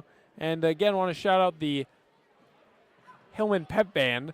Did an excellent job tonight, brought a lot of energy, and really can be credited with a little bit of that win, because without energy, you just can't win. Ain't that the truth? Shout out our high school play as we revealed the cast. We saw congratulations, Benedict Turfinski, Elena Curry, Louis Peterson, Amy Wood, Cash Peterson, Lillian Montgomery, Charlie Penn, Liam Davis, and Max Peterson. Congratulations to all others who will be partaking in the play, as there will be lots more roles still being announced by Ms. Kelleher. And I don't know why Lucas Taber's waving at us. Just say hi. I did. Well, Andy, how about the pep band, though? How about that pep band? You know, lots of beautiful plays. Cash Peterson, Liam Davis on the side with the guitar and the drums. It's really impressive. And the drum line, it just all correlates. I was sitting there while you were interviewing Arneson at the start. I was like, wow, they're really connected. They really are. It gave me goosebumps. I just love music. You know, it really adds a flavor to this area, and it's high school. An ear flavor. Yeah, right. Right. A final from River Valley now as a extremely heated SWC matchup. Maybe a little bit of an upset. River Valley beats Lancaster 67-64. Wow. Big win there for the Blackhawks. And that'll be interesting as I projected Lancaster as our second guy, and we're joined by none other than Lucas Ludlum. Welcome. Lucas Ludlum, star of tonight, 22 points. And it's good to see you, Luke. Hello. How you feeling? Pretty good, a little beat up. As you can tell, I rolled my ankle twice out there. Saw you limping around a little bit. Yeah, unfortunate, but, played through it. I'm fine. Well, you boys are 2-1 now, but most importantly, 1-0 in conference. How does it feel to get the first conference match out of the way and through, as you went absolutely through Richland Center? Feels really good. I mean, it was a team effort. It wasn't our best night, but we played together as a team, and, it's always good to beat a conference team by 20. And what was your game plan going into tonight, and did you execute? Yeah, I got a little slow start at the beginning, but overall as a team, our game plan was very well. And we executed very well. Well, congratulations, Luke. Looking to the future, I know you have high hopes for this team. This is your final year playing basketball, so obviously you want to see your boys go as far as possible. What is the next few games looking like, and then what is the big future? What is the big goals? We need that conference win. We need the conference champs like last year, and then, I feel like we can go pretty far in playoffs if we work as a team and stay together. So I'm pretty excited for that. Absolutely. Thanks for joining me in the booth. Yeah, of course. And I will see you later for poker night. Yes, sir, and I'll win all your chips. Which we are not gambling real money because that would be illegal.